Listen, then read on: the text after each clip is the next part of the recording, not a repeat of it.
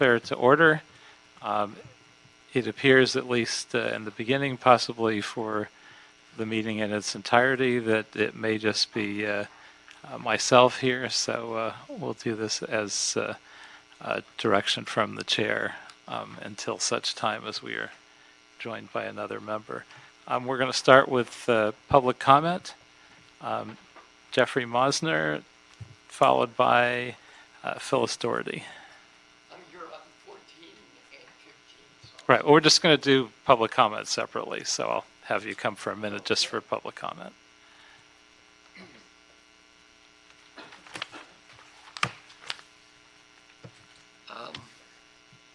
Welcome. Good afternoon. I'm Jeffrey Mosner. I'm the second vice president of the Tarzana Neighborhood Council and chair of its Animal Welfare Committee. I'm also a volunteer at the West Valley Shelter. There are two items that we have set for a vote for community impact statements at the Tarzana Neighborhood Council, Animal Welfare Committee on August 7th, full Neighborhood Council on August 28th. So you're moving faster than we are, which is great. The faster, the better. First item is item 14 regarding the housing. Personally speaking, I support this. I've been at the shelter as a volunteer where people came in and had to surrender their dogs because their landlord wouldn't allow it. It's very sad in a lot of cases. The family is crying, the dog is crying. And I guess I'll let you do your items as well. Oh, okay. Might as well, as long as you're up. And by the way, there's a brochure that LAAS has that talks about the benefits of pets. If I can hand that up to you. Similar requirements to those proposed in this motion do not seem to have caused problems on the federal or state level, so this is a really good proposal. And I'd like to thank you, Chairman, the committee, and Jim Bickhardt for your work on this motion. The second item is the fur ban. We also have a community impact statement working its way through on that.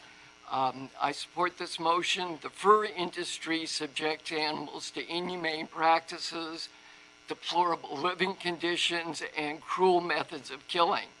The Animal Defenders International submitted some publications which detail the abuse, which are in the council file. Use of fur in clothing and other items is completely unnecessary in light of available synthetic materials. And thank you again for your work on this, Councilman Blumenfield as well, and John Poppich of his office. Thank you. Thank you.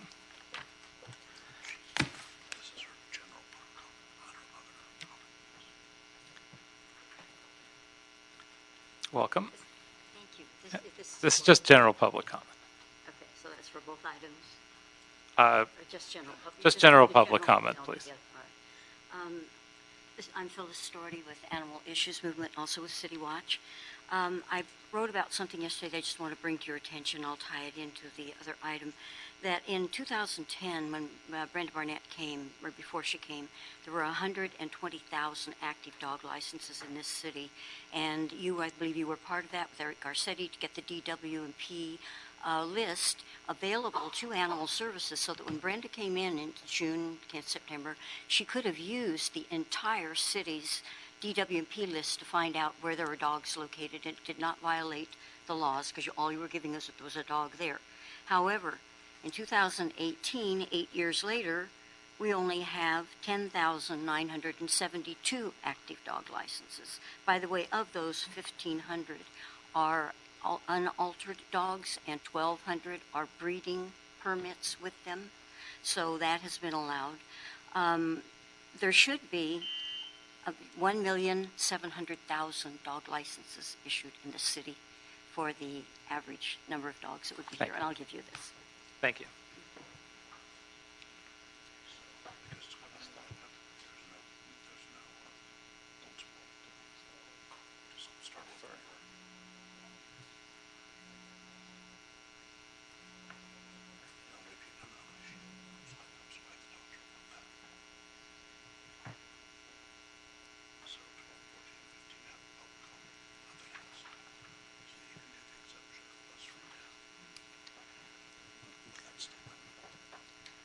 All right, we're going to start with item number 1, and the first few items are exemption requests. We've gotten a number of exemption requests coming from the mayor's office, and I feel that this level of volume somewhat undermines the civil service system, and as such, if we continue this level of volume, we'll hit the cap pretty quickly. And so I'm going to be asking 2 questions of everyone on these. Do the exemptions that you're seeking fall into the 150 authorized by the charter, or the 50 additional exemptions authorized by the administrative code for one-time use, of which about half still remain active? And has the position for which you're seeking the exemption been authorized in the current fiscal year budget? So if everyone would answer those questions beginning. And also I'm going to ask the mayor's office for the following going forward, to answer these same questions in the reports they transmit, seeking exemptions, if they want this committee to authorize them, to ensure that each position for which an exemption is sought has been authorized in the respective fiscal year's budget, and to transmit one report for each exemption sought so that the committee can scrutinize each individual request separate and apart from any other, and also to provide a more detailed justification for why the position needs to be exempt, and that the mayor's office present each request. So that's what we'll ask for in the future. So item number 1. Wei Lau with the Office of Finance, Assistant Director. The position that we're asking to be exempted is a revenue manager position. It's been around since 1999-2000. This has always been an exempted position for us. So it does fall within the 150. It's not part of the new count. And yes, this position is budgeted in our budget. It's budgeted every year. It's a regular authority. And the position is responsible. We asked for the exemption because this is a specialized position.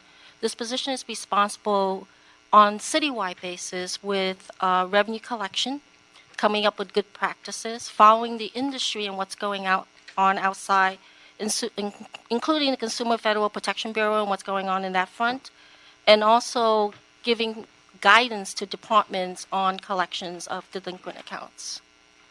And why couldn't this be done through the civil service process?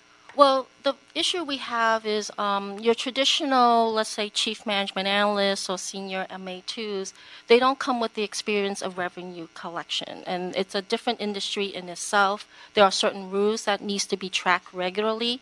For example, on credit reporting, those rules change with the agreement that was worked out with New York State. And although it's not a law, it was a practice that was adopted by the credit reporting agencies. So we need to work with our collection agencies, as well as finance also has in-house collection staff, to make sure we do follow the rules out there in the industry and that people don't complain about collection practices being harassment. All right, thank you very much, and I will recommend approval of this item. Thank you. Thank you. Mr. Chair, that just for clarification, that would be approval of item number 1. Yes. For exemption of one revenue manager for the Office of Finance. And also, just for the record, general public comment should be closed also. Thank you. Item number 2. Item 2, communication from the mayor relative to the exemption of one assistant director of sanitation, class code 7225, position for the Bureau of Sanitation pursuant to Charter Section 1001B. Good afternoon, Lisa Mowry, LA Sanitation Chief Financial Officer. We are here requesting this exemption. This is a position that has been vacant since last October. It is our Assistant General Manager over Solid Resources Operations. The position has previously been exempted as well, so it would be part of the 150 count. And this position is contained in the fiscal year 18-19 budget. It was continued into this fiscal year. So the request for having this previous exemption continued as we go forward and fill the position again is due to the position being high level, highly specialized, with oversight of multiple divisions that are responsible for that day-to-day service that we provide our customers, that very close customer interface between the people who pick up their trash, the recyclables, the green waste every day. This would also be consistent with the other existing filled 6 assistant general manager positions in this department, which also have exemptions. And why couldn't this be a promotional opportunity? Traditionally, there has not been a list established for this classification. By having it exempt, it does offer us the ability to cast a wide net at this executive level and make sure that we have a very robust pool of candidates who can perhaps bring skills and abilities that they can bring from other experience that they have. And was this the same position that was vacated in October Correct. of last year? Yeah, the incumbent in the position retired at that time. All right. I think we will recommend approval of this one as well. Thank you very much. Thank you. Item number 3. Item 3, communication from the mayor relative to the exemption of 1 chief special investigator, class code 0604, and 1 senior project coordinator, class code 1538, for the Los Angeles Fire Department pursuant to Charter Section 1001B. Afternoon, Mr. Chairman. Graham Everett, Deputy Chief, Chief of Staff of the Fire Department. In regards to our 2 assigned exempt position request, let's start with the Chief Special Investigator. That position has been recruited for. It was a previous exempt position. It's been vacant for close to a year. It is part of the 150 that are currently in there. The reason why it needs to be exempted is the position serves as the Assistant Division Commander of our Professional Standards Division, which requires a special knowledge of the Firefighter Bill of Rights and other legal issues that are encased around investigating sworn personnel in administrative investigations. It's a highly specialized position, and the position is not found in a civil service class within the city. Moving to the Special Project Coordinator position, that position serves as our intergovernmental relations officer that deals directly with the elected offices from my staff. And again, it's not an offered civil service position within the city, and it provides us the flexibility to hire people with that skill set that have the knowledge and protocol of the city council and the mayor's office. That was the reason why either of these couldn't be done through the civil service process? Neither of the positions are available within the civil service process, and they're both very highly specialized, and skill sets are needed for that for the positions. And these are authorized in the budget currently? Yes, sir. So the chief special investigator position is authorized. It's a regular authority in our budget, and then the senior project coordinator position in the 18-19 budget is the authority is there without funding, so we're picking up the funding on that. Okay. All right. I'm going to recommend approval of that one as well. Thank you, sir. Thank you. Item number 4. Item 4, communication from the mayor relative to the exemption of 3 executive assistants for the general manager position for the Los Angeles Department of Water and Power pursuant to Charter Section 1001B. Welcome. Good afternoon. So these requests, first, these are the 50 coming from the group of 50, and they are budgeted in our budget. These 3 are, let me start a little earlier. About 10 to 12 years ago, LADWP should have been increasing its IT department and instead reduced it by 20%. At a time when it probably should have been increased by about 50%. So during the last 10 years, we've not been developing the candidates that we would need to create these positions, and in fact have been working with staff to develop those that we have. We've increased staffing 10% this year. We'll increase another 10% next year and 10% the year after, and that we can't add too many people because there's no one to train them. These 3 positions, one of which is to basically direct the conversion of our enterprise resource planning system, which is essentially accounting, payroll, accounts payable, accounts receivable, asset management, everything related to kind of an accounting and record keeping.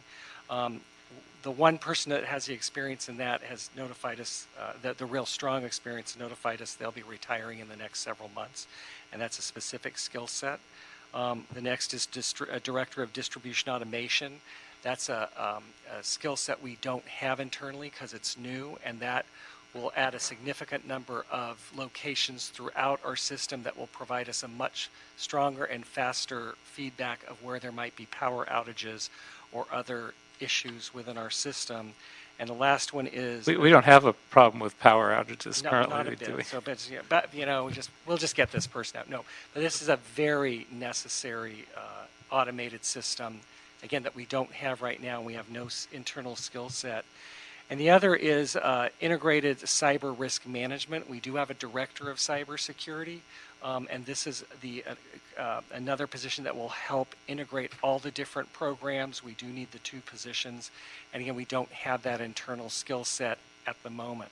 We're using contractors to provide a lot of support, and the goal of having these three exempts will be they will tie the contractors to the staff and start using the contractors to train internal staff so that we can look internally in the future for this experience level. So it's not only the need for the exempts that provides us the benefit and these specific skill sets that we don't have internally, but it's also the ability to then provide very specific and targeted training to our own staff as we grow our employees and expand the number of employees. It'll prepare them for the future to take over these positions. Now, is there any way to have anticipated any of these needs and done it through civil service? We look through civil service, and we've done some recruitments, and we don't find the skill sets that we need in, again, distribution automation, ERP, and cybersecurity. But we'll be training staff so that then we could use civil service in the future. Anything else that you anticipate coming up that will need exempts? Because there are a pretty significant number of exempts from one department at one time. Very true. I would expect 2 more, and I would think that would be coming within the next 6 months, and that's one that will help with all of the cyber issues around the power system, the system that controls all of the power flow and movement throughout the city in the western United States. It's called SCADA, which is an operating system, and the other that would look over the water. And again, we don't have that internally, but we'd be looking at that. We'll be looking at that, and again, working over the next 6 months to determine if there's anybody we can find, but it'll look like it will be, those 2 exempts will be coming up. We're concerned about cybersecurity, as is every utility, and as you know, there's additional and increased number of articles every day citing the cyber exposure for, again, all utilities, and those skill sets we don't have internally. We need to hire someone with a very strong background that's worked for perhaps Homeland Security or the National Security Administration. Yeah, and I recognize, particularly with the most technical positions, there probably is more of a need because it's more difficult to develop internally and more critical. But at the same time, we're keeping a close eye on the civil service system because we really don't want to hire so many exempts that we make the civil service system almost questionable. So we're actually working with ITA to look at creating a new series of cybersecurity IT staff throughout the civil service system, and we've had a lot of support so far. And then these 2 positions I'll come back with, and the one today especially, would again help train our internal staff to become more prepared for those positions in that new series that we're looking at probably coming back in 8 to 12 months on that one. great. I'm going to recommend approval of these items as well. Thank you. Item number 5. Item 5, communication from the mayor relative to the exemption of 2 assistant inspector general positions for the Board of Police Commissioners pursuant to Charter Section 1001B.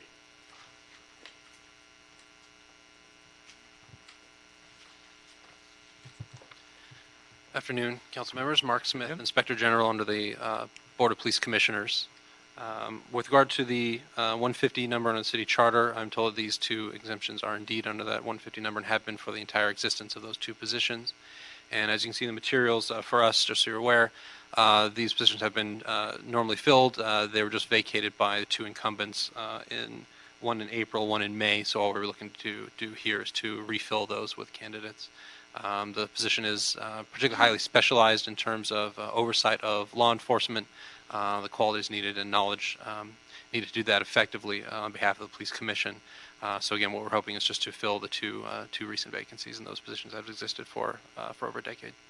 And do we have these skill sets internally, or could we have been able to develop them? I am not aware at all of any sort of civil service position or title that includes these skill sets whatsoever. And it's been similar in other jurisdictions that I've been doing oversight in around the country. Do you have anything to add? I've been in the office for 13 years, and from my understanding, these positions have always been exempt across the whole entire 13 years. And so the need for the exemption is the lack of this skill set internally. Would there be a way to develop that so future similar positions could be hired through civil service? I think it's a big question that you ask. I'm not sure it's a simple as sort of yes or no answer. That it requires a little more thought. The skill set is pretty unique. This field of civilian oversight of law enforcement, there are multiple large cities and small cities who have it, many others that don't. I think developing that skill set, although maybe it's possible, it would be pretty far ways off in my opinion, and trying to develop that. Well, I'd encourage a look towards that. So perhaps the next person in one of these positions can at least the attempt could be made to hire through the civil service process. And having said that, I'll recommend this for approval. Thank you. Thank you. Item number 6. Item 6, communication from the mayor relative to the exemption of 2 deputy directors of planning, class code 9444, for the Department of City Planning pursuant to Charter Section 1001B. Hello, good afternoon. Kevin Keller, Executive Officer, City Planning, here to present on this item. The department request is for 2 deputy directors of planning or assistant general manager positions that are currently vacant. One is a re-exemption of a position that was vacated last year. That was in our citywide policy planning division.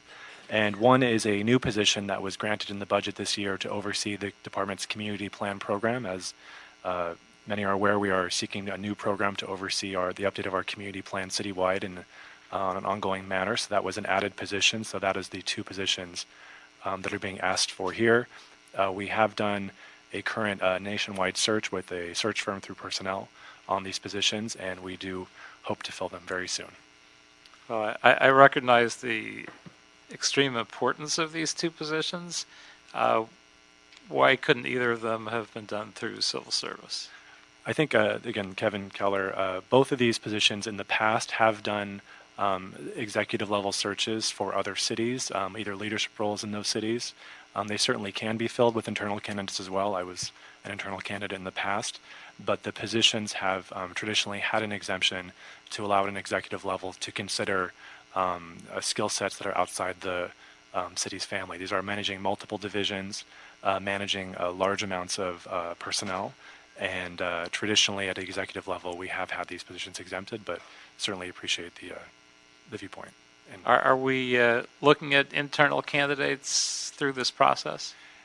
both of these, pending the exemption of course, both of these do have a current search open, and they are open to internal and promotional and outside candidates, as we phrased it now, pending the exemption request. And we do intend to consider internal candidates as well.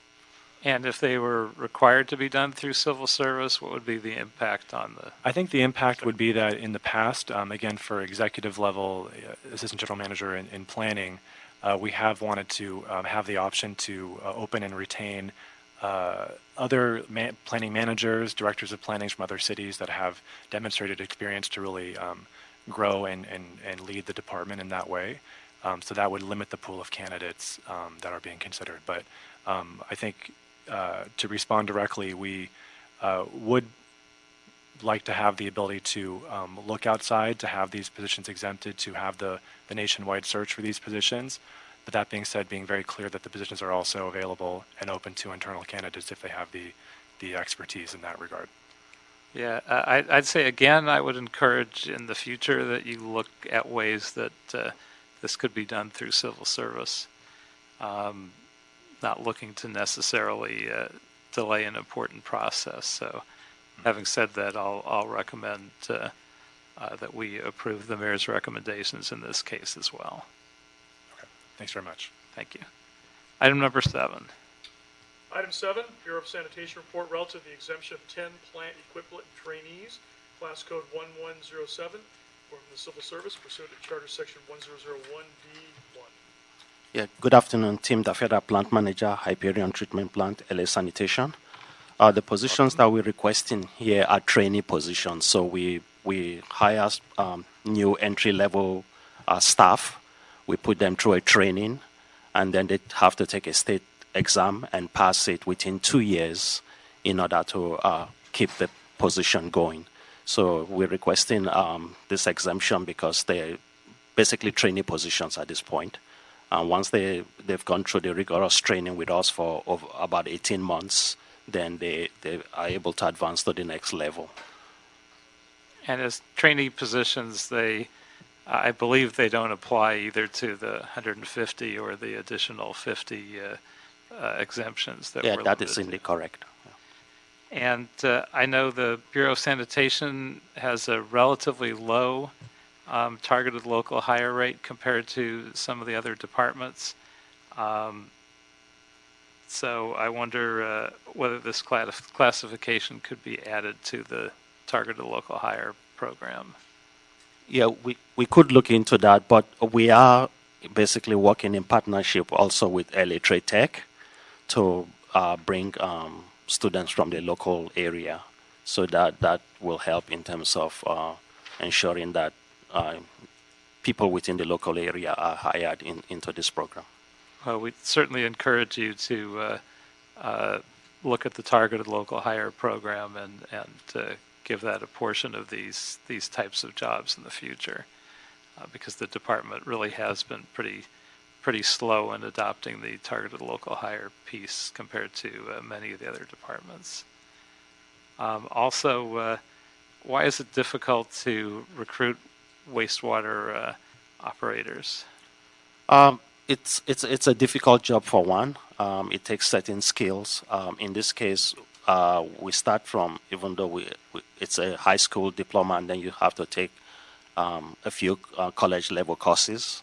The training itself is rigorous, and because of the aging staff, we are constantly having retirements. So right now we have 45 vacancies, and we're projecting to go up to 100 within the past 5 years, looking at the different levels of staffing that we have right now.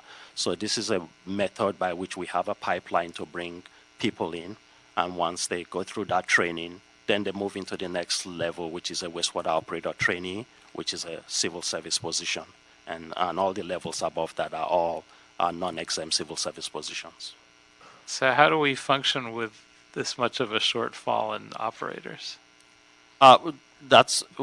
It's difficult, but we make do in terms of looking at how we manage the operations. In some cases, we cover with overtime, but the need will become more acute, and that's hence we're making this move at this point to ask for these positions to be able to show up so that we don't get into a worse situation.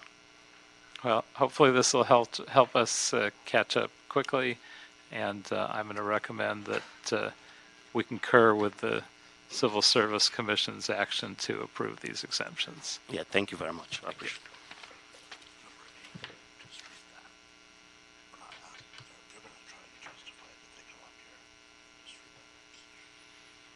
And on number 8, I'm going to recommend that we not approve this request at this time, that we receive and file the report and ask the Department of City Planning to come back in 2 weeks at our next meeting with a report that includes the funding mechanism to pay for the principal city planner position in order to justify the exemption under our charter. So I will recommend that we receive and file this. and request the department to come back with better justification at our next meeting. Item number 9. Item 9, Department of Animal Services reports relative to Memorandum of Understanding with the Los Angeles Community College District, Los Angeles Pierce calls for the use of Pierce College as a temporary emergency evacuation center for large domestic animals.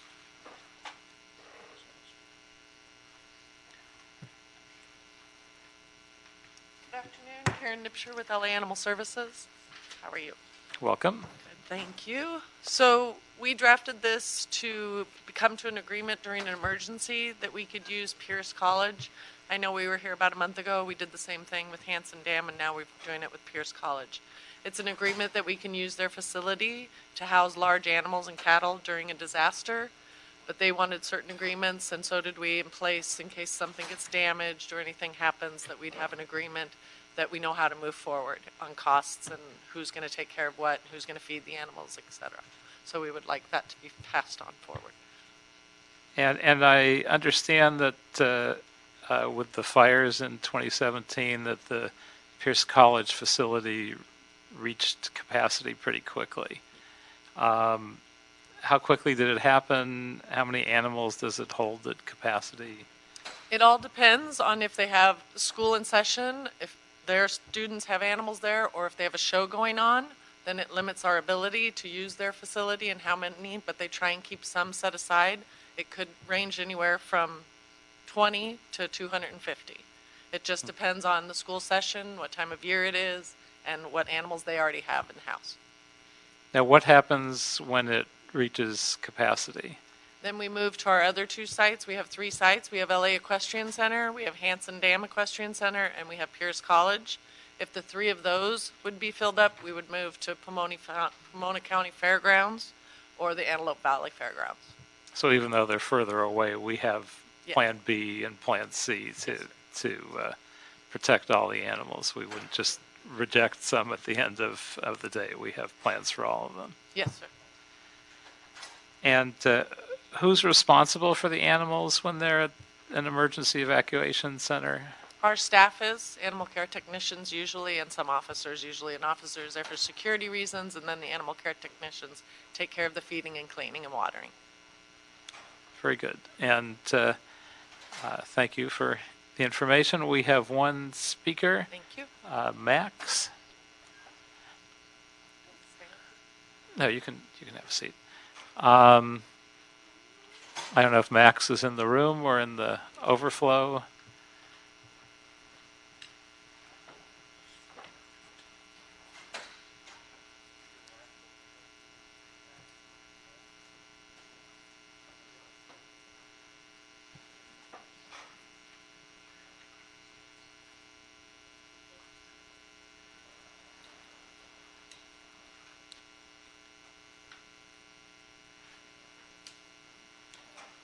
Hi. Hello. Congratulations that you're on full capacity. That's wonderful. It's just very hard for the people Please have a seat. to understand what's happening. Yes. Like, you basically sometimes pick the topic, the motion, and then the speaker guards are after. Well, you're off topic right now, so why don't you No, speak to the topic? It's hard to hear. That's not the topic. The topic is about the animals, right? Yes, you have 45 seconds left to speak about the topic. I want to respond to what was said on the topic, and it was impossible to hear and to see who I'm directing. I have 100 acres that I can offer. I have been experimenting, as some of you know. You've signed many of my certificates of appreciations for my Silver Lake sheep and my livestock guardian dogs, and I'm still here. The sheep have still not been checked for Homeland Security protocol because of the drinking water, but I have a lot of farms by now, and I'm helping homeless women and children off the street. We're farming with them. They need animal therapy. I have a lot of things to offer, but I missed the language and the things that are happening because it's very chaotic out there. So I hope now people know where to come if you need anything. Well, the discussion also was what we do with the overflow if we have too many animals at the site that we were talking about. So I'm running 100 acres in Palmdale, Lancaster, Antelope Valley. I'm doing farming farm-to-table community project. We're doing the animal therapy for homeless children up to 12 that we're enrolling under the Vento McKinney Act in schools, so we can use the animals and you can use the space. So I'm we just call it thinking that someone from the department should speak to you about using your site My as website a is backup choice. www.greenzone.la, or makeamericagreatagain.com. I still have it, and I'm still going to use it to launch the YouTube channel to show how we can farm in the city under Urban Agricultural Incentive Zone, the truck gardening ordinance, and doing it with the land use permit to use your vacant lots to farm and get these kids and women off the street. Thank you. Well, for this emergency position, someone should contact you from the department, Yes. so I would recommend that The to them. things can work together. Thank you very much. And so I would recommend approval of the Department of Animal Services recommendations. Oh, I think we just had an additional speaker that was added, Angela Don. If you're in the room, if not, again, we will ask that if you're in the spillover area to come in.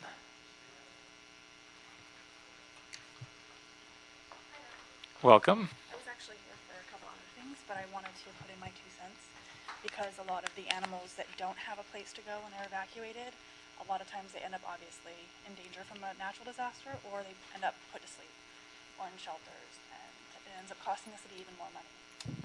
And I just want to let you know that the volunteers that work for causes like this, make sure that it's clean. I just heard the very end about worrying about cleanliness and all that and who's going to take care of them.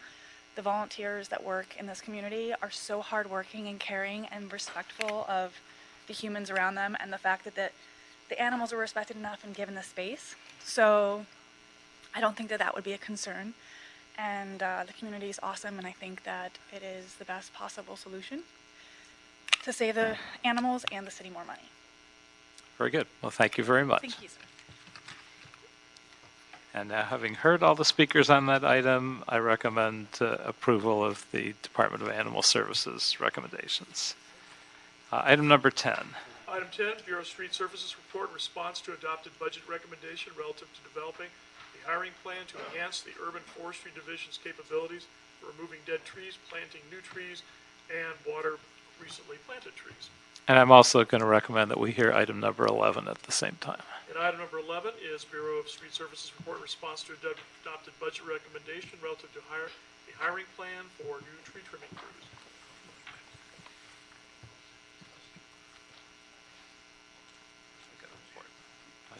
Good afternoon, Tim Tyson, Chief Forester, City of Los Angeles, and Sergio Samoya from the Bureau of Street Services. Welcome. The recommendation was to use as much of the targeted local hiring that we can in these positions.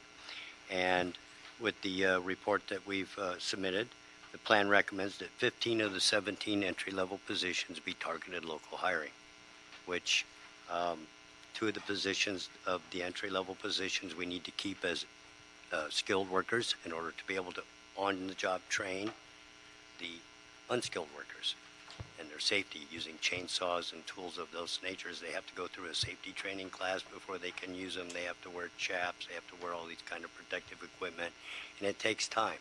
You don't just go out and use a chainsaw and you're skilled with it. So as many of the positions that we could for all of these different crews, and the fact that the city would like us to trim the trees, all 27,000 every year, this is what would be needed for these crews to be able to succeed. And would these be the first targeted local hires in urban forestry? No, they're not. So we've already done it and had good experience. Yes, we have 9 right now, and 2 have Right. already succeeded. They've become maintenance laborers, and the other 7 are nearing the end of their year-and-a-half probation. And how soon will you be able to hire up and get all these folks on board? Well, this is suggested for us to hire by October 1st, once if everything is approved for us to go forward. So it's all inside this report as far as bringing on the new hires. Approve the following 53 regular authority positions with an effective hire date of October 1st, 2018. Great. I recommend that we approve Bureau of Street Services recommendations on these items. So thank you very much for your Thank you, report. Councilman.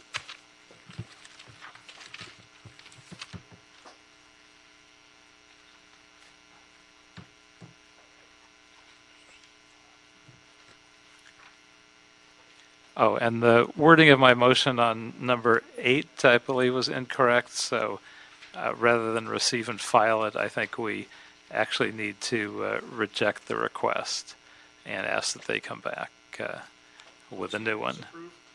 Yes. So item number 12.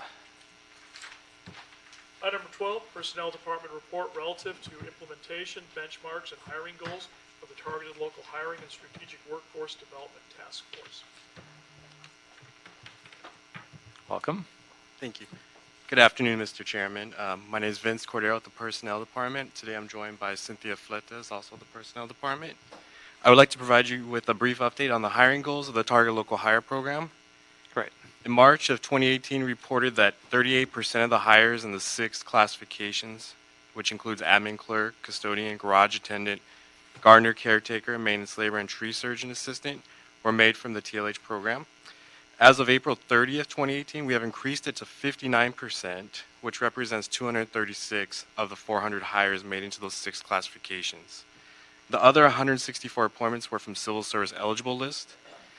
Admin clerk and custodian continue to be the largest classifications utilized by departments, and I'm happy to report that 27 departments have now participated in the TLH program.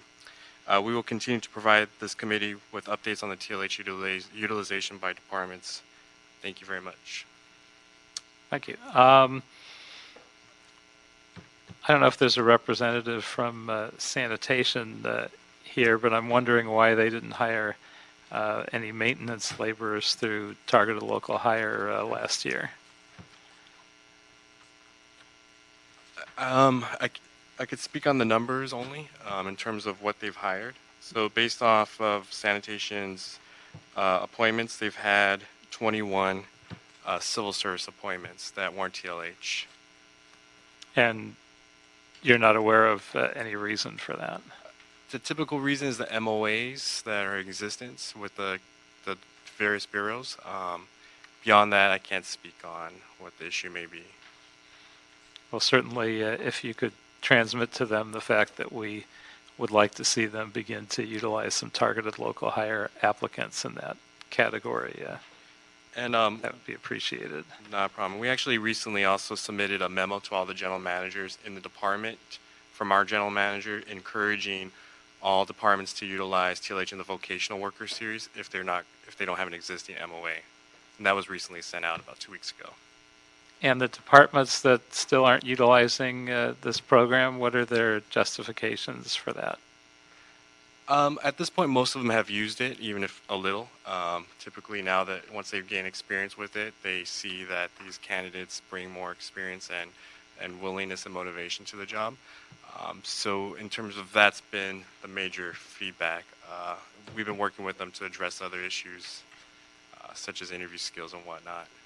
We've been working with the application sites to address those issues. Anybody had negative experience with Targeted Local Hire? Because we haven't heard of any. Very few, and they're isolated incidents, and we do receive that feedback from the departments. Typically, it could be behavior or performance-based at an individual level. But generally, they've found that they're probably more enthusiastic and excited about the opportunity. Generally, yes. After they've hired them, they're very happy with the quality of the candidates that they've picked up.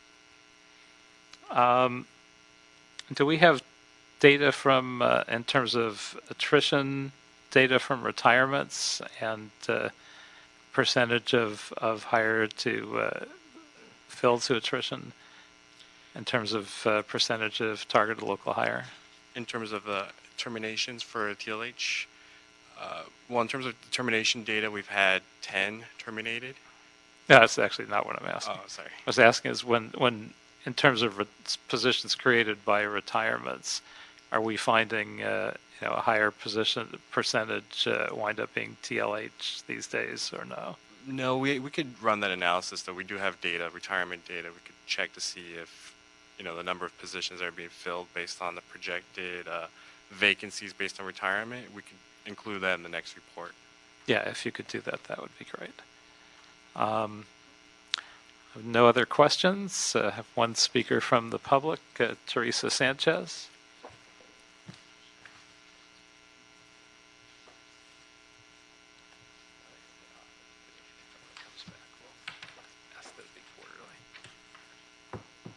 Welcome. Thank you. Good afternoon, Mr. Koretz. Good I've afternoon. been asked by the Honorable Jackie Goldberg to read a statement on her behalf. She wasn't able to attend the meeting today, so if I may. Sure, please. Thank you. Good afternoon, Chairperson Koretz and committee members. First, let me apologize for not being able to attend this meeting today, and thank you for permitting others to read my statement to the committee. The Personnel Department's report on implementation, benchmarks, hiring goals, and strategic workforce development task force demonstrates welcome progress toward the utilization of the targeted local hire program among city departments in the 6 targeted entry-level civil service classifications. Nonetheless, I believe this progress is still insufficient. The goals set forth in the agreement, meaning the Service Restoration and Agreement and Mayor's Executive Directive 15, are to restore frontline services to the residents and businesses of this city through... Oh, you can just ignore that. Thank you. Through adequate staffing for the provision of the most effective and efficient quality services to our constituents and visitors. The reported total of 400 positions in the 3 years shows effort on the part of some city departments, notably airports, building and safety, the library, police, sanitation, and recreation and parks. One of the deficiencies not noted in this report is the relatively small number of targeted local hires utilizing the vocational worker classification, which is the entry-level position that leads to career promotional opportunities in the blue-collar service and craft civil service classifications. I am happy to see 2 tree crews will be added, but frankly, I was hoping for 6 new crews. Perhaps we can evaluate the first 2 crews and then add 4 additional crews. I recommend that future reports include a breakdown of the trainee classifications hired in each department, with reference to which civil service classifications that trainees are tracking into, to better understand where more attention should be paid to certain departments that could and should be doing more to respond to the Council's instruction and the Mayor's Executive Directive 15. I understand that change is hard. The departments that have embraced targeted local hire are to be commended and encouraged to do more. I invite all departments, particularly those that may be struggling to meet the goals and objectives of TLH, to reach out to the Targeted Local Hire Working Group. We have members who are experts in workforce development strategies and would be more than happy to work with them to meet their programmatic and operational needs. I thank you again for your time and attention to this topic. Sincerely, Jackie Goldberg, Chair, Targeted Local Hire Working Group. Thank you.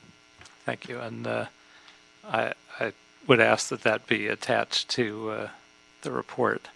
So if you can provide that to our clerk. And also, I certainly agree with all her comments and would note and file this report, but encourage personnel to follow up on all of Ms. Goldberg's suggestions. Thank you. Thank you. Item number 13. Item 13, CO report in response to motion, Weezer, Harris Dawson, Rue, relative to additional staff support for Los Angeles Department of Building and Safety to expand the off-site sign periodic inspection program.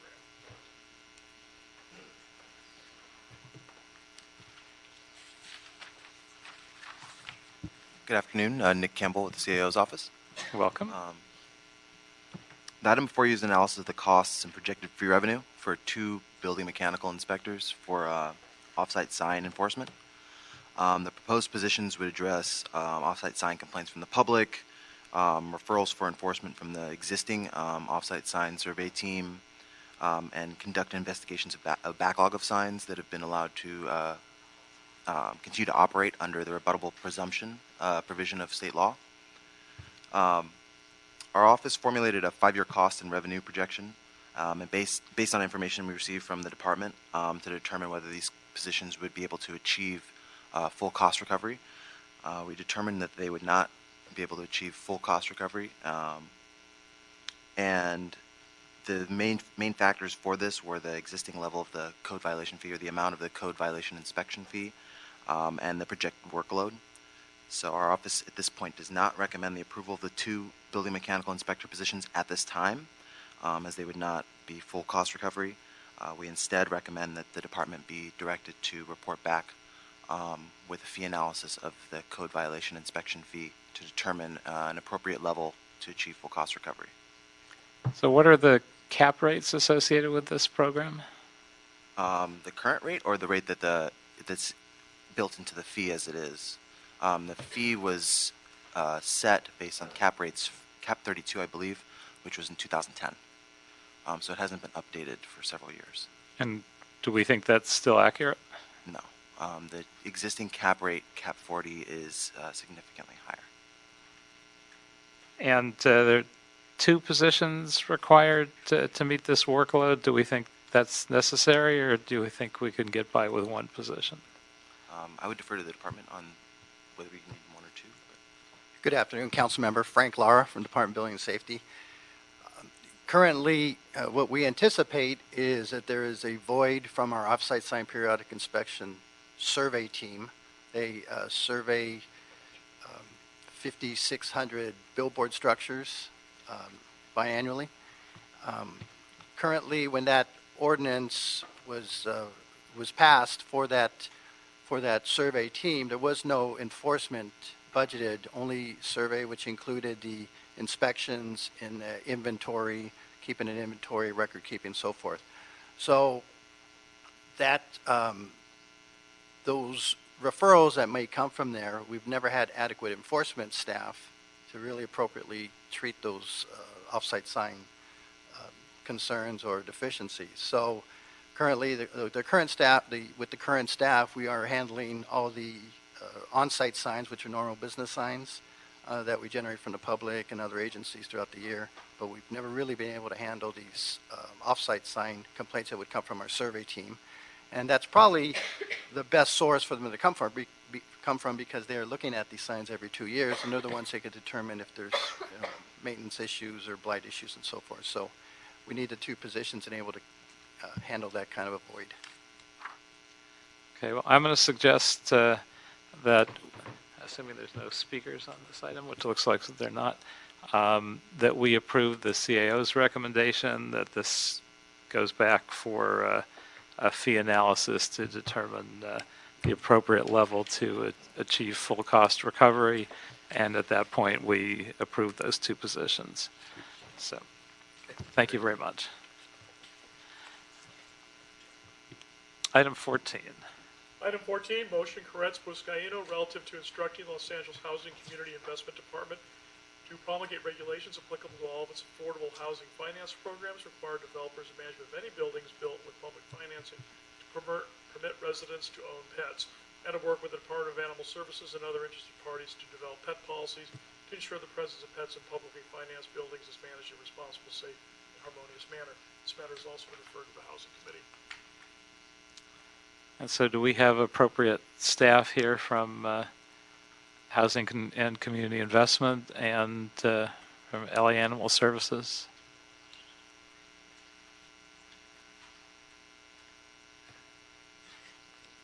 Good afternoon. I'm Tim Elliott. I'm a development manager at HSED. The current regulations are silent on this issue, and I expect that when the matter comes before Housing Committee that there'll be many interested parties, and we've put word out to the nonprofit community and are looking for their feedback and as to ways that we can implement this policy to follow the state guidelines.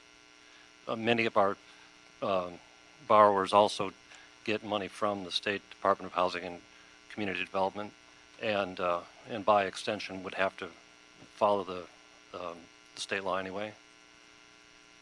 And so you haven't gotten much feedback Not yet. yet. Okay. And But our just anecdotally, our occupancy monitoring people say that most of the affordable housing owners do not allow pets. right, so this would be a significant Change, right. So we expect a lot of feedback from them when this comes before housing. And Ms. Barnett, any thoughts on this? Yes, Brenda Barnett, General Manager of Animal Services. We are very much supportive of this, of what we're trying to do here to make, if it's housing that's funded by tax money, that it should allow people to have their companion animals. Just as a little test, and it's, although I don't usually get my information from Facebook, I did post a little thing on Facebook about what was going on in the discussion that was going to go on here today. The overwhelming response was very positive from people all over the city and in different, and there were some little debates about, what about the carpeting? Someone pointed out that most renters don't even want to live in places with carpeting anymore. So I think it's something that pet lovers want. And one of the things that we know is that people will stay on the streets rather than to give up their companion animals. Certainly, and that's part of why this was brought forward, so that we'd be able to help more people on the street without forcing them to part from their animals. Absolutely. Thank you both very much. We have a number of speakers from the public on this. Let's start with Max and Jeffrey Mosner. Oh, do I? Max not under this? But they're all under this. Okay. Welcome. Hello again. May I address? Yes, you have a minute to speak. No disrespect. Speak into the microphone, otherwise. And address That's us. hard, then I can't. Well, anyways, to both of you. State your name and you're addressing us. So. Rosa Max, and I'd like to respond on the to people before us. I am dealing myself with a situation that I think gives me enough knowledge to be able to share some of my things that will help both the speakers from before. I'm homeless. I was evicted due to yet another screw-up in Department 94 of the County Court with a gentrification, illegal eviction to raise my 12-year home rent. So now I am in the street with the Silver Lake sheep, the livestock guardian dogs, which are a hybrid of Komondorok and Maramano abrucensis, which are a typical example of the kind of animals you can never allow in an indoor situation, and it can create very dangerous scenarios if this happens in affordable housing space with small spaces, thin walls, barking dogs. In the same time, the people who normally are entering affordable housing, like me and my 4 and my 5-year-old, need animal therapy around them. So maybe you can create new community animal safe. Okay, more on greenzone.la. Thank you. Jeffrey Mosner, to be followed by Juan Resendez.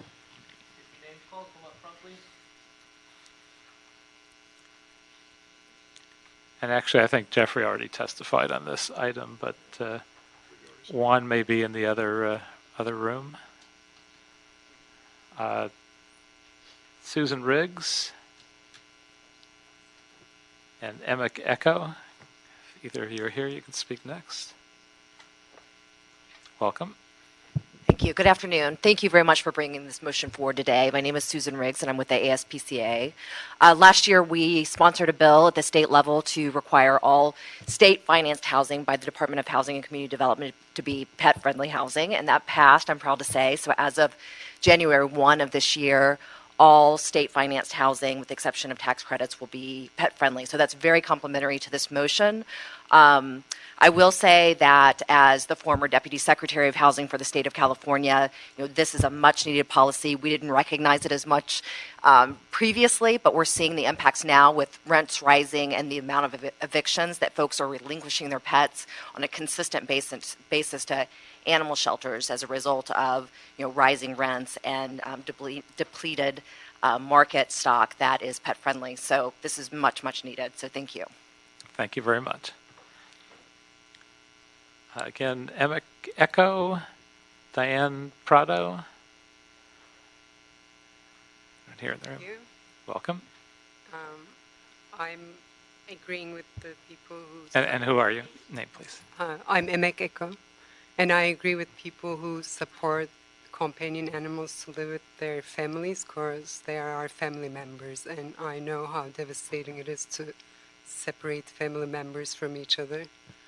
And it will be really helpful for people who can't afford to live in luxurious areas with their pets to live with their family members who are called pets. Thank you. Thank you. Hello. Hi, good afternoon. Diana Prado from the Housing Equality and Advocacy Resource Team, HEART LA. And HEART LA is a legal nonprofit organization that's focused on keeping people and their pets housed. So thank you for bringing this motion forward. Like everyone else before me, it's a very important motion. We're on the forefront and on the ground lines of seeing every day people relinquishing their pets to shelters. About 30% of people that come to the shelters to relinquish their pets are due to a housing issue. HEART LA just opened up May 1st, and already from May 1st to today, we've helped over 60 families stay housed and also keeping their pets out of the shelters due to housing issues. So this is something that is a homelessness crisis that we know already exists and a housing crisis that exists in LA. This would also help curb the amount of people that perhaps are abusing emotional support animals as well, right? So in order to be able to allow people and their pets to stay housed, we need to be able to have pet-friendly housing for all pets. And so thank you again, and we fully support this motion. Thank you so much. Phyllis Doherty, to be followed by Angela Don. Phyllis Doherty. I want to make a recommendation to you that you, rather than just opening this for any animal, that you limit it to appropriate pets that are spayed, neutered, and licensed, because otherwise you can be adding to the problem. Living in these, I've worked in Nickerson Gardens and Jordan Downs a lot, and a lot of the calls are because of someone's pit bull being trained to fight, just killing the small dogs that live there. There are not fences, there are not confinement areas. There's the spread of disease and parasite that's terrible, and even to people. And the veterinary bills are so high that people can't afford them. So I think you need to establish that the people that want to move in with pets are already responsible pet owners. This is the law, that if they're spayed, neutered, and licensed, that will assure rabies vaccination and probably all the basic vaccinations, and that they be appropriate pets for that location. If they don't have any yards and they don't have any balconies, they don't have any fences, they shouldn't have large dogs. Thank you. Hi there again. Hello. Angela Dawn. I'm gonna kind of reference that really quick. Most poor people, especially on the verge of being homeless, do not always have the money for licensing, nor do they know that they have resources to at animal rescues or whatnot, organizations to get money to license dogs or for veterinary bills. But honestly, it's better than a dog and our tax money going to kill these animals at a shelter. And the amount of money it takes every year to euthanize animals and to take care of them at shelters is extraordinary. Not only is it leading to the homeless pet population, but it's leading to the homeless human population. And these animals are our companions. And I've written many articles about how good they are for our health, not just by curbing anxiety, but they are actually good for cardiovascular health. They keep people from violent outrages and outbursts. People that don't have money for psychological counseling or whatnot can have a pet that actually keeps them calmer and maybe derails them from doing something violent out, in public. So I just think all around it's very much needed. It's overdue. Thank you guys. Thank you. Miguel Torres, to be followed by Susan Riggs. Hello, my name is Miguel Torres, and I'm here to advocate on behalf of keeping people and pets together. I work at 2 animal care centers in underserved communities in LA County, and housing is the #1 reason why people drop their pets off. I see this every day. There's a family that comes in, father, mother, and kids, and they're all crying because they couldn't find affordable housing that would allow their pets to be there. So if you grant this, you will be able to help with keeping people and pets together, as housing should not be a reason we separate families. Thank you. Thank you. Again, Susan Riggs, Kaylee Hawkins, Carol Sjogren. Those are our last speakers, Kaylee Hawkins and Carol Sjogren. Thank you, Councilmember Kratz. Kaylee Hawkins with Best Friends Animal Society. I also representing the NKLA Coalition, which is 140 members strong. We're the ones that are helping LA City become a no-kill city. We are here in support of this motion. In looking at the LA Animal Services data, specifically for May and June, I can verify that a minimum of 10% of the animals that were coming in are for housing-related owner surrenders. Recently, we changed our fees, right, in the city of Los Angeles, so now you do not have to pay an owner surrender fee. So we do believe that it's actually higher. A lot of people just were not able to pay owner surrender fees to turn their animals into the shelter at that point. We made a proclamation as a city to become a no-kill city, and through the resolution last year, and so this is a really creative and innovative way for us to not just lean on animal services and being part of the solution. We're looking at other departments, and so we're very eager for that to be supported. Thank you for your time. Thank you. Hi, I'm Carol Sjogren, and I'm on the board of directors of Home Dog LA, and we're housed out of North Central Shelter.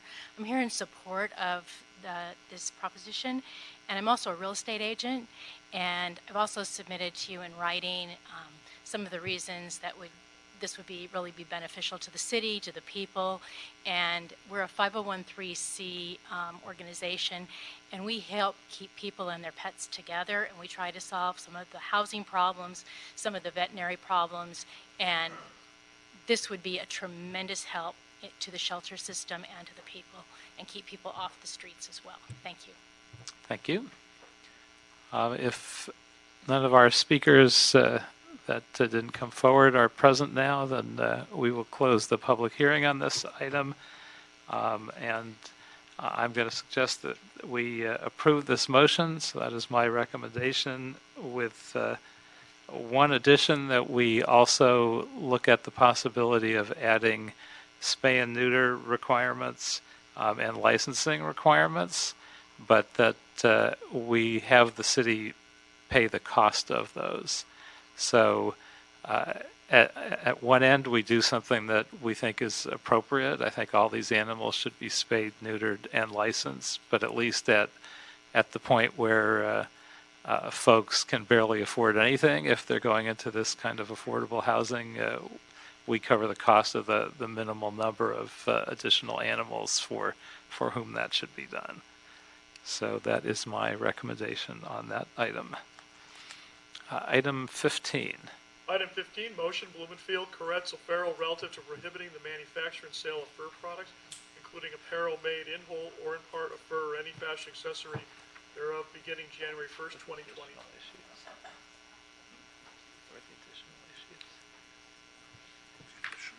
The ones that, in addition to his, there were others. Fur.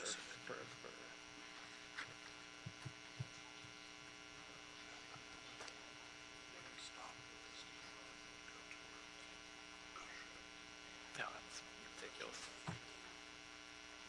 Yeah, I'm not going to bring that up. That's the most absurd thing I ever heard.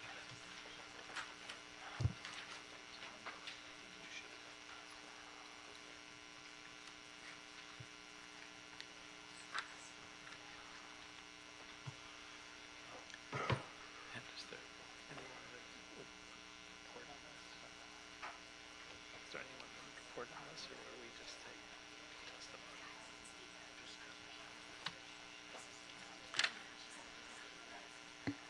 And this is all it.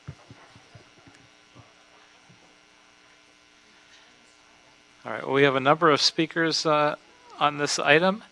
And as one of the authors, I would point out the obvious reason for putting this forward is the cruel practices that relate to obtaining this fur from animals. They're usually dealt with in an unnecessarily violent way. They're not used for any purpose other than vanity. Your mink stole doesn't make use of the meat or anything else. It's just for the fur.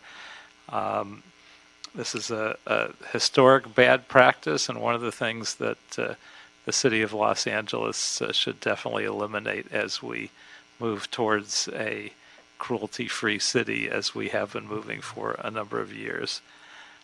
So we will begin with Juan Resendez, followed by Ivan Oroyev. And in case they're out of the room and possibly will join us, welcome. Oh, so everybody's now in the room. Great, thank you. Okay, so Holly, it's okay if I just read it? Yes, and your name, please. My name is Yvonne Arrojave. Okay. So I'm here to express some thoughts of what's going on. Fur factory farms are violent places where they execute some of the most gruesome killings of animals with the sole purpose and intent of using their fur to create clothing and accessories.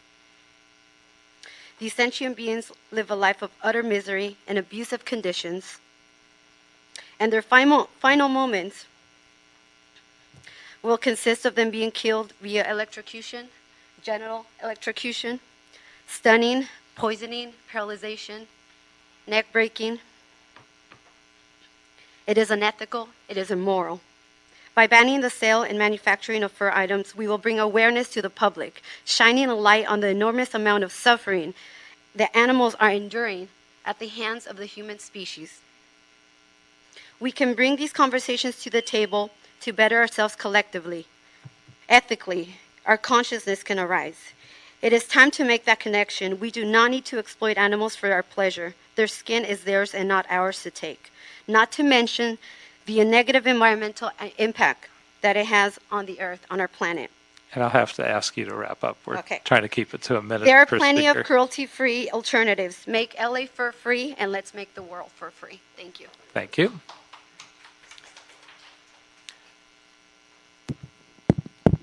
Again, Juan Resendez, Pranav, Mark Ching, Jennifer Peterson, Angela Don.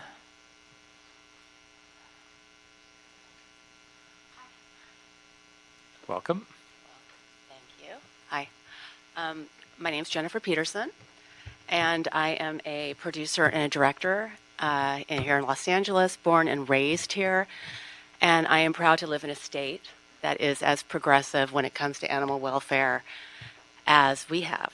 And I would love to see California in this area take the lead on this issue. I see no reason that one of the warmest states in the nation has to sell fur, especially knowing the pain and suffering that it involves. It's a horrifying industry that people are finally waking up to, thank God. And I look forward to being able to say that I live in a state or in a city that has not only banned the sale of puppy mill dogs, thank you very much for that, but the sale of fur as well. And I want to thank you so much for bringing this forward. You've always been such a champion for the animals, and I so appreciate it. Thank you. Thank you. Good afternoon. My name is Pranav Merchant, and I'm here to voice my support of the proposition or the proposal as someone who has relatively long ties to LA's, personally and professionally in the financial services industry. I just want to voice support, perhaps from a different point of view, and say that given what others have shared and others will continue to share about how violent and just plain cruel the industry is, I think LA should take the step forward, especially given alternatives, given a lot of fashion labels have moved away, high-end fashion labels have moved away.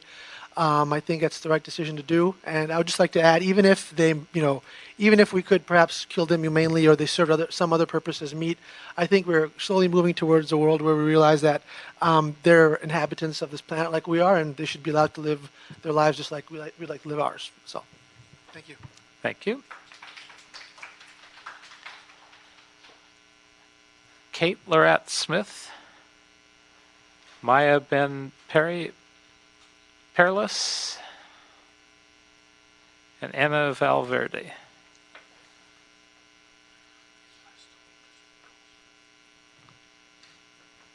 Welcome. Hi. I just wanted to say that. I'll state your name first, please. Maya Ben Perlis. Thank you. I just wanted to say that it's no longer something that we need to do as a necessity. It's completely unnecessary, especially in California, but just all over. There's so many alternatives. It's completely unethical, and it's destroying our environment, polluting our rivers, our air, all the waste that comes out of these animals as well. So although personally I stand from an ethical standpoint, it's also something that is so horrible for our environment and for our city and for our communities. So I would just wanted to say that about that. Thank you. Hi, my name is Kate Larrett Smith, and I'm here to support the proposition to ban fur. I wanted to read a quote here that is from an actual trapper, because I'm asking you today to please remember wild animals that are trapped. I understand that in West Hollywood in their fur ban, there was a loophole left in their law making it allowable to sell the fur of trapped animals. Trappers explain that trapping and killing animals is not a livelihood, but a hobby that they really enjoy that pays for itself. And in quotes, this process of pelt collection, processing, and sale is repeated thousands of times a year in rural towns around the continent by individuals just like me. Small-time trappers who enjoy the challenge of trapping and the opportunity to sell a few pelts, to buy more traps and pay for a tank or two of gas to fuel our next check of the trap line. Together we are the ragtag supply chain for an international retail fur trade that exceeds $14 billion annually. But it is not all about the money. I'll be out there setting traps and calling coyotes anyway, simply because it's fun. I think the time it has come for us to send a message to not just Californians and not just Americans, but to the world, that it's time for that fun to end. Thank you. Thank you. Hi, thank you. Welcome. My name is Anna. I am a member of the Los Angeles Animal Save and an activist. I could certainly add to all of the horrific accounts and facts that you've probably learned about the inherent nature, the inherently cruel nature of the fur industry. Things I wish I could unsee, but have nevertheless driven me to speak here today. I will leave you with this, though. Humanity. Sympathetic, compassionate, benevolent, the quality of being humane. Does what we do to these animals inspire in us a sense of humanity? How can we compassionately and benevolently breed these animals into existence with the sole purpose of murdering them for something that is so inherently their right to own, something that comprises their very identity and being, something that is so necessary for their survival but so unnecessary for ours when there are alternatives. I'm a proud citizen of the state of California, so progressive in the animal rights and welfare movement. So please remember that fur belongs on an animal, not on humans, not at Bloomingdale's, and not in the city of Los Angeles. Thank you.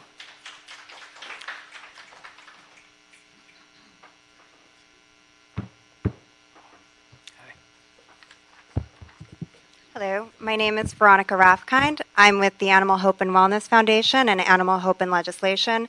I'm also a resident of the city of Los Angeles. So just for a little bit of background, a couple of months ago, Mark Ching and I, two, for the most part, regular people, We hit the pavement and we visited several council members in an effort to get a fur ban on the city council's agenda.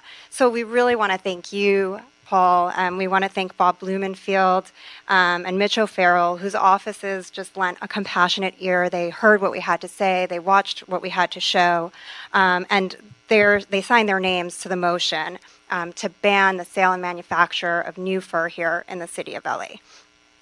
So we'd like to ask you to vote, obviously, in favor of today's motion, but also when the time comes to vote in favor of the ban itself.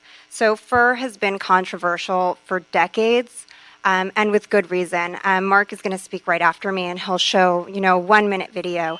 And this video, it's 1 minute, and it's the tiniest speck. It's a tiny, it shows just a little bit of the enormous amount of cruelty footage that is available out there, not just from our organization, but from many organizations around the globe. So those in the fur industry can say that there is humane fur, but it is all out there for you to see with your own eyes. And the reality is that this is an industry that's based on the abuse and suffering of animals for very trivial ends. Thank you. Hi, my name's Mark. I'm from Animal Hope and Wellness and Animal Hope and Legislation. Veronica is my partner in this.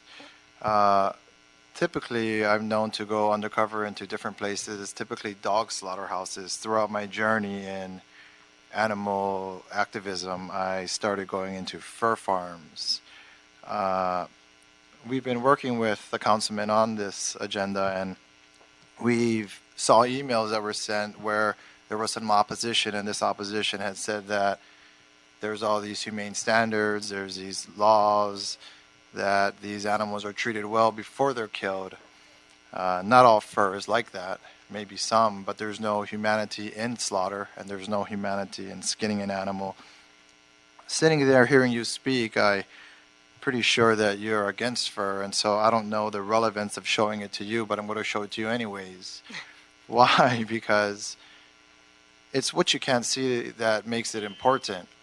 Los Angeles being the second largest city in America, what happens here sets the precedence across the country, and I really feel by passing this measure, it'll pass in other large cities, and soon all of America will be fur-free, following what's happening in the UK, banning fur farms, things like that. And so and I hate to do it, but I have to ask you to wrap up, especially if you're going to show a 1 minute video. So, it's okay to show this. Yeah, that's fine. So this is just for the record. This is not in America. This is in China. Where I think possibly more than 50% of fur that comes into the U.S. comes from China. If it's not more than that, it's definitely a growing number. This farm in particular houses 100,000 foxes, and they import the majority of the fur to the United States. And so this is, please pay attention to the last fox. He is still alive, even though he should be dead. If there's some way for you to show it where people can kind of see it too. Maybe the opposite side. Maybe I'll stay back.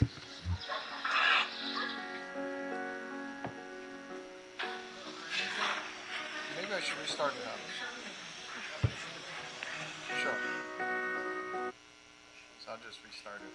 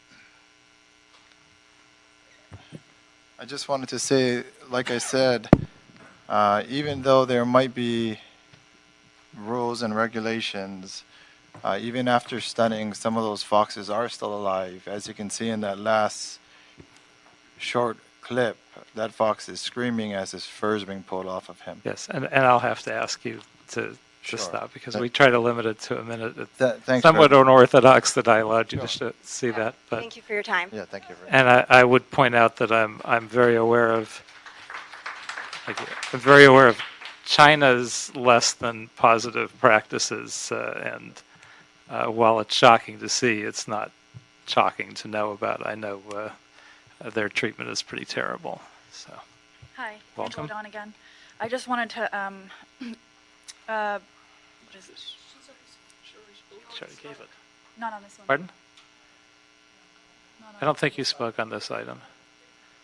Yes. Go on. Hi, okay. So I wanted to follow up with that on a particular incident in China.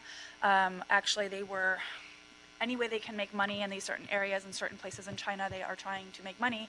And there was an incident here with Forever 21, which you know is a ginormous company.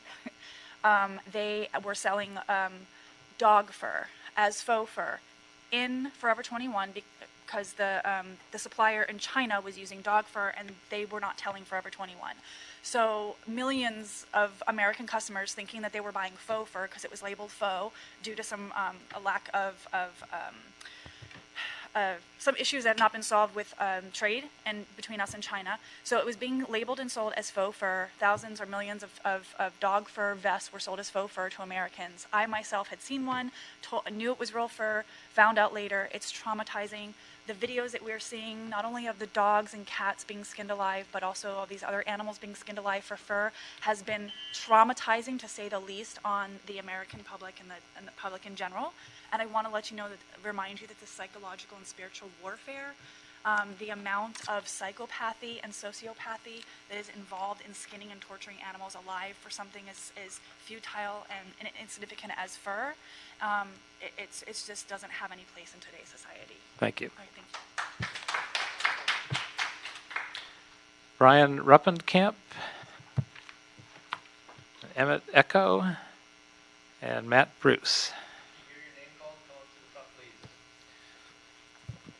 Good afternoon, council member. Welcome. My name is Brian. I'm with the Los Angeles Animal Save. Ruppenkamp.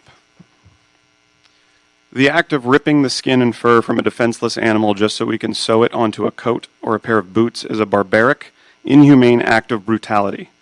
It represents the worst of human ego, selfishness, and cruelty. And if we treated dogs and cats in the ways that we treat foxes and mink, we would all be outraged. And if it's immoral to wear the skin of a puppy or a kitten, it's immoral to wear the skin of any animal. The bottom line is that humans do not need to wear the fur of another animal, not in Los Angeles, not in any other city. Our sense of quote-unquote fashion is not more important than these animals' lives, and to continue to allow the sale of fur is to condone violence. Thank you. Thank you. Where would like to go next? I'm Emek Eko, and I love animals. I love most people, especially when they are living towards animals and all creatures on this planet. I just imagine a paper cut hurting me so bad I don't ever want to touch papers. Imagine your skin just ripped off from your body while you're still alive or even killed for it. So in order for us to be civilized, we have to revisit our understanding of what an animal is. We are all animals, humans or non-human animals, and we have to treat each other and all beings with respect to be civilized and a loving planet altogether. And I'm so against for animals are not clothing, accessories, or food or anything. They just have their lives, families, and they have to be set to live free and happy and safe. Thank you. Thank you. Hello. My name is Matt Bruce, and I'm speaking on behalf of PETA and our more than 6.5 million members and supporters worldwide, including nearly 30,000 who live here in Los Angeles. We respectfully urge you to support the proposal to ban the sale of new fur products in LA, which will help prevent extreme cruelty to animals. For decades, PETA has exposed horrific cruelty on fur farms in the U.S. and around the world, but the industry have not changed their practices. We've documented foxes who are anally and vaginally electrocuted, minks who are gassed to death, rabbits who scream as they're electroshocked, and much more. The anguish and frustration of life in a cage causes them to self-mutilate, gnawing on their own skin, tails, and feet, and they often pace and circle frantically, driven insane from the confinement. We're so proud to live in a progressive city with a city council that has taken action to help animals many times before, from protecting elephants from bullhooks to banning the sale of cats and dogs. Thank you for all that you've done. And thank you in advance for passing this life-saving ordinance, which will set an example for the rest of the world. Thank you.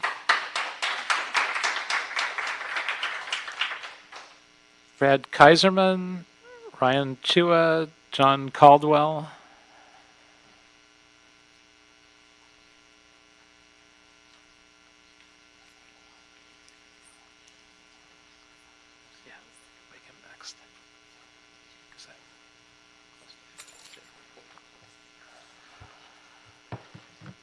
I would like to go first. My name is Brad Kaiserman. I am a lawyer here in Los Angeles and also a native Angelino, and I'm here to express my support for the ban on fur. It's important to me and our community in the city that we emphasize empathy both with people and with animals. And everyone I've spoken with about this issue agrees that banning fur is the only ethical action to take. Cultivating compassion in one form leads to compassion in other forms. As a city, we must therefore stand for compassion and fight against the cruelty inherent in the fur industry. Thank you so much for your support on this issue. Thank you. Hello, my name is Ryan Chua. I'm cold in here, but I'm here today because I believe that as human beings, we are amazing creatures, and I believe that we all have compassion and love in our hearts. And if you'll indulge me for a second, I'd invite you to think about, I'm sure all of us have bonded with an animal at some point in our lives, whether it be a dog or a cat, if not ours, maybe our neighbors. And I'd like us to remember that all the animals that we use, for fur, they are also individuals in the same way that the dogs and cats are that we love, and they feel pain and they feel suffering. And the question that I want to ask myself, and I invite everyone to ask themselves, is if we could talk to them and ask them, hey, can we kill you so we can wear you as part of a coat? Not even a full coat, just a part of my sleeve. Would they ever consent to that? And if they wouldn't, what right do we have to do that?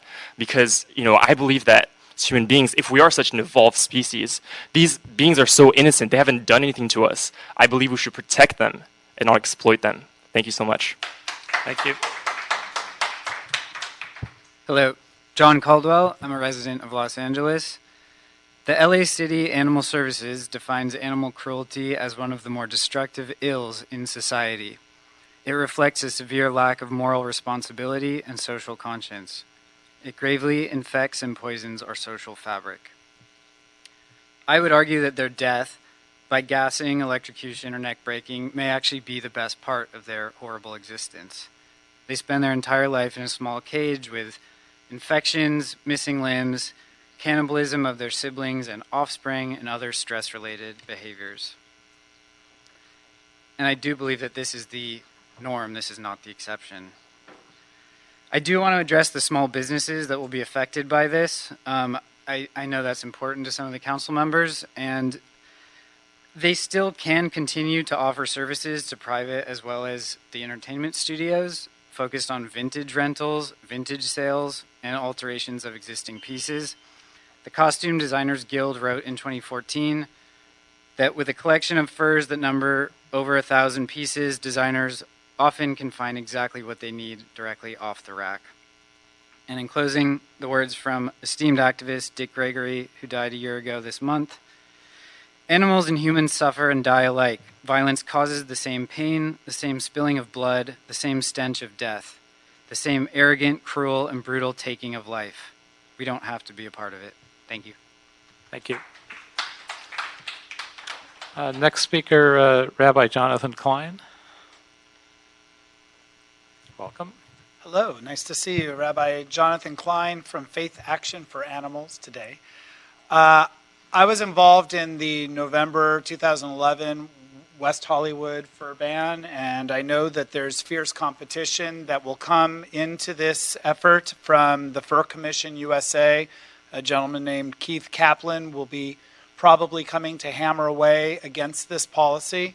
But I know that this city is moving toward compassion, and all the arguments that have been used against our movement to just say there's no reason for fur, especially in a city like Los Angeles, and the idea of anal electrocution of animals and an industry that's built on cruelty is just an antiquated, outdated, immoral, and unjust way to make money in this world.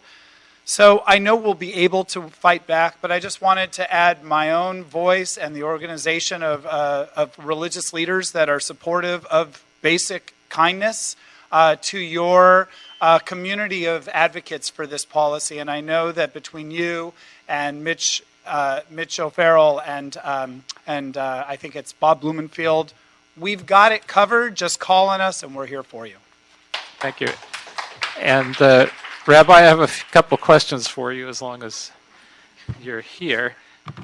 Sure, Paul. I'll probably have to dig into this a little deeper, but I know one of the questions we have is, my understanding is that West Hollywood had to modify their ordinance to allow the fur of trapped animals. Do you remember why that was? I don't remember that piece. I know there was a discussion around used products, and there was a carve-out that I think allowed antique or formerly owned in certain contexts to be sold. But it was really an attempt to stop an industry from moving forward. I don't know about trapped animals. It's possible that, I know people who could certainly inform you on what happened. Well, we'll have to check with West Hollywood as one of our items. And John D'Amico was a lead voice on that council, and I know that there was some question about whether that was responding to a state law requirement. Do you want to come up if you have an answer? And Veronica Rafkind again. Thank you. Thank you. So I think that that exception exists in West Hollywood because there are very strict trapping regulations by the state of California. So I think just because of that, it was seen as though the city law would be overriding the state law, which it really can't do. Luckily, the trapping law in California is actually quite strict. We don't allow fur gripping traps, which is a lot of fur that comes from Canada, comes from, coyotes or wolves that were trapped with things that clamp down on their arms or their legs. We don't allow that in the state of California. They're also very expensive to get, so we don't actually have a lot of trapping in California in practice, but that's something that, we as an organization would love to tackle with the state of California, just getting rid of fur trapping here in the state. Yeah. Thank you. And Jonathan, one of the other questions I just got today from some parts of the Orthodox Jewish community is, I don't remember the proper term for it, but somewhere the fur hats. Yeah. And I don't know if that can be done in faux fur or if that would violate the religious purpose. There are actually faux fur hats. I can't guarantee that faux fur is that much better, because we know that often the faux fur industry is actually built upon other animals other than mink and other creatures that are often used that way. So I'm not sure that there's a net gain, but it would be kind of ridiculous. It's important to recognize that it is not a religious mandate to wear those strimals. They're called strimals. The other piece to recognize is there are providers. I know there are companies that sell them with non-animal products. So in essence, it would be sort of a faux fur, but it would be one where I'm just where it being was more documented.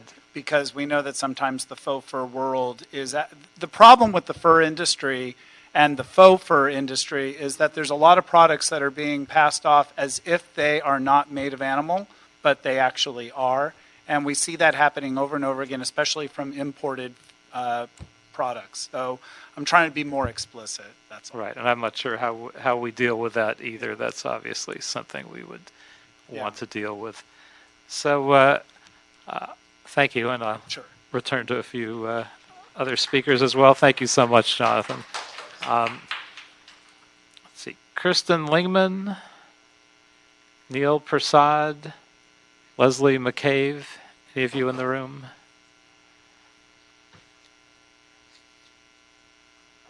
if any of you are here, please all come up and Good afternoon. welcome. Hi, I'm Leslie McCabe. I'm representing Animal Defenders International, whose headquarters are right here in LA, and this is in support of item 18-0538. Thanks to the Council and special thanks to members Blumenfield, Koretz and O'Farrell for this motion to draft an ordinance to ban the sale and manufacture of fur products in the city. We've provided you by prior email data on one of our investigations into this terrible industry in support of this necessary action. As you've already seen today, and as we've shown you before, ADI investigations, including ADI investigations, show nightmarish industry standard practices, where animals' miserable lives in cramped, filthy cages abruptly end by electrocution, suffocation, broken necks, or worse. Some are still conscious and breathing even after they're skinned. And though, sorry, I'll wrap this up. We've observed foxes struggling as they were dragged from their cages by their tails, hung by a rope on one foot.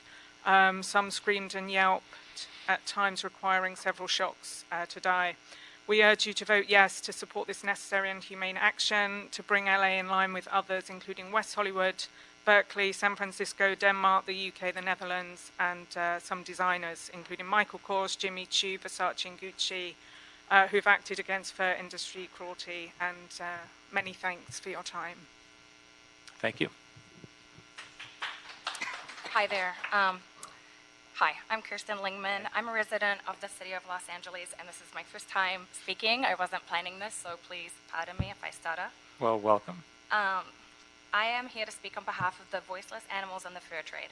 I think you can agree that we are a progressive city and compassionate city, and it is time to catch up to better standards of treatment for animals in 2018. I hereby urge the ban of the manufacture and sale of fur due to the inhumane trapping, deplorable housing conditions, and methods for obtaining fur. For those of you who are not in the know, which I see that you are, most of you are, one of the many cruel methods to obtain fur is by electrocuting the animals orally, vaginally, and anally, leaving many victims only stunned and to be skinned alive. This is clearly barbaric and not an industry our city should condone. Thank you for your time, and with the ability to obtain cruelty-free alternatives to real animal fur. Sorry, I lost it. And alternatives to real animal fur, please ban the manufacture and sale of fur in the city of Los Angeles. Thank you for your time. Thank you. Good afternoon. My name is Neil Passard. I own a real estate brokerage in Beverly Hills called Kensington and Beverly. We're fortunate enough to represent a lot of prolific people throughout the Los Angeles area, including the sale of Mayor Garcetti's recent home sale. I'm also on the board for the Animal Hope and Wellness Foundation, and the direction I wanted to talk about is the influence that Los Angeles has on the world. So, working with celebrities and all these prolific people, I travel a lot also, and I go to all these different corners of the world, and everywhere I go, people are quoting things that originated in Los Angeles, TV shows, entertainment. The impact is huge, so we have such a huge obligation here to set this trend. Set this trend. Oh, I lost my voice recently. To set this trend, and West Hollywood resides within the county of Los Angeles, and they've managed to do it. So I think we have this obligation to follow suit. Thank you so much. And certainly, we're very aware of the potential impact that this could be much more broad than just the city of Los Angeles. So, thank you.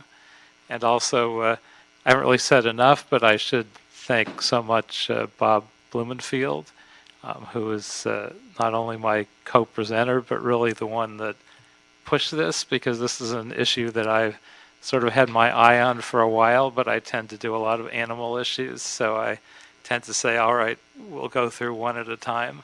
And Bob really wanted to move this ahead of some of the others, and so I give him a lot of credit for that as well. I'm really excited that we're looking at moving this forward. And also to Mitch O'Farrell, who was our seconder and also a very strong supporter of the animals and against animal cruelty. three other speakers we still have on the list, and then we'll be done. Sarah Siegel, again, Juan Resendez, if you're around, and Diana Mendoza. Welcome. Good afternoon, council members, and especially to you, council member Koretz. I really appreciate you, as well as Blumenfield and O'Farrell, for supporting this fur ban in Los Angeles. Hopefully it will reach out to Beverly Hills. So many furs that belong on animals, not on people. I once bought a coat, and I thought it was so beautiful. And when I got home, I put it on, and it was this amazing coat, and it had a beautiful hood, and it kept me so warm. And then when I looked at the tag, it had coyote fur. So what Rabbi Klein said today was we really need to also check the labels of what we're buying. When we're buying something that we think is faux fur, we also need to check to make sure it's not dog fur or coyote fur. And I thank you so much. And I really hope that this passes, and I believe it will pass in the city of Los Angeles. And thank you very much. Thank you. Hello, I'm Diana Mendoza from PETA, and we strongly urge you to support this motion, which you obviously do, to ban the sale of new fur items. Around the world, legislatures have taken action to help end the cruel fur trade, which, as has been mentioned, animals are bludgeoned to death, gassed, electrocuted, and even skinned alive. Norway, Croatia, Germany, Japan, the United Kingdom, and other countries have taken steps to shut down fur farms. Hundreds of major designers and retailers, including Gucci, Versace, Michael Kors, and Armani, have banned fur. San Francisco, Berkeley, and West Hollywood have already passed bans on new fur sales, but Los Angeles would be the biggest city to do so. LA is one of the most progressive cities in the country, and this is our chance to stand up for animals and take a strong stance against the cruel fur industry. Thank you. Thank you. Well, I thank everybody for being here, and certainly I'm sure it would be no surprise that I'm in line with the thinking expressed by every single person that came to testify on this issue. We have some questions that were raised. I also learned a lot. I didn't know that much about the domestic fur industry in terms of those that are farm raised and the practices that are used. I'm probably more aware of bad practices out of the country and on wild animals like clubbing seals and such. There are a few questions that came up at the last minute, which we're going to have to get answers to before we can move this out of committee. We also have questions from one of my colleagues on this committee, which are not particular concerns of mine, but I think we're going to ask that we have answers and bring this back in 2 weeks at our next meeting. The questions that he has asked that we review, one is the potential economic impacts to the city if a fur ban were going to go into effect, including losses of businesses, jobs, and revenue. Personally, I think it would be modest, and I don't really give a damn, because animal cruelty is animal cruelty, and if we lose a few jobs, that's life. Also, are there any other local jurisdictions which have enacted and are considering a similar policy? I mean, we know some of them: West Hollywood, Berkeley, San Francisco, and California. I'm not sure if we have every one, but certainly they have done it, and I've not heard that they've had any economic difficulty with it. And how the city can enforce a fur ban and the cost of that enforcement. I think this will be largely self-enforcing.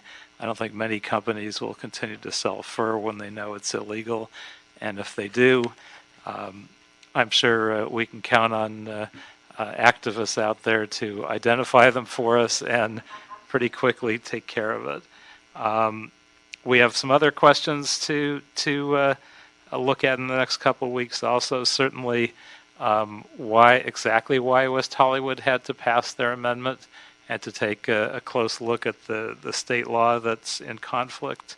I think we have to take a closer look at whether we can deal with the fur hats that the Hasidic sometimes wear, and whether that would be required to exempt, or whether we can allow those to be covered as well. Also, whether we can expand this to not just cover the luxury fur items, but all fur items, so that it's more difficult for faux fur to be sold that actually comes from animals as well. I have to admit that's the first time I had heard that, and I'm pretty horrified to hear that animals in large numbers have been substituted as faux fur when they're really not. So I'm going to recommend that we look at all those issues. There's also a question, I don't know that we need to report back, because I think it's a more specious question, although a legitimate fear in the Orthodox community that this is a first step, and we might also ban kashrut, the identifying of kosher practices. I think we would be unlikely to ban what is the most humane method of slaughter and allow everything else. So I can't imagine we would take that issue on, but we would clearly impact the use of fur on some religious items, and we will have to check whether there are legal elements of that. So I'm going to ask that we continue this item for approximately 2 weeks to our next hearing of this item. I can guarantee you it will come out of committee, so I wouldn't say that everybody needs to come back in 2 weeks and rehear this, but we will have to address some of these items. So thank you all for your testimony. We will ask our chief legislative analyst to look at all these issues and come back with a report at our next meeting.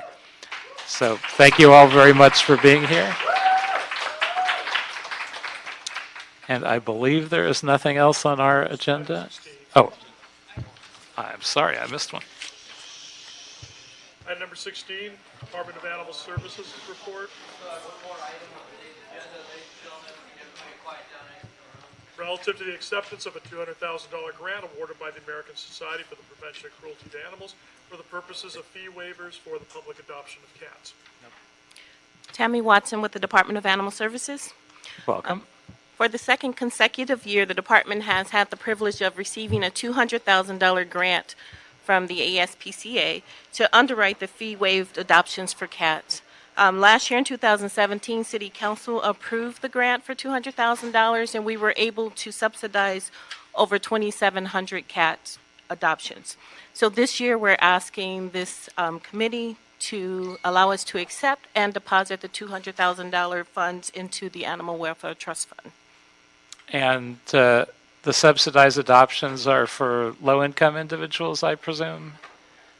Or how does that work? It's for cats 4 months and older. So all cats. So do we fully subsidize it, or just reduce the cost? Fully subsidized, and they will be free. Wow, great. So how many? It's roughly 2,700. Last year we were able to use the funds for 2,700 adoptions, but this year we anticipate more because we have reduced our fees. Great. And when do you think we would issue the first check for this? When we will receive the first check? Yes. We've already received it. We're the first check, and for $110,000, and then $90,000 we'll receive in January 2019. Great. Well, we will approve the Department of Animal Services recommendations and accept this contribution. So thank you so much. Thank you. And now I believe nothing else is on the agenda, so we are adjourned.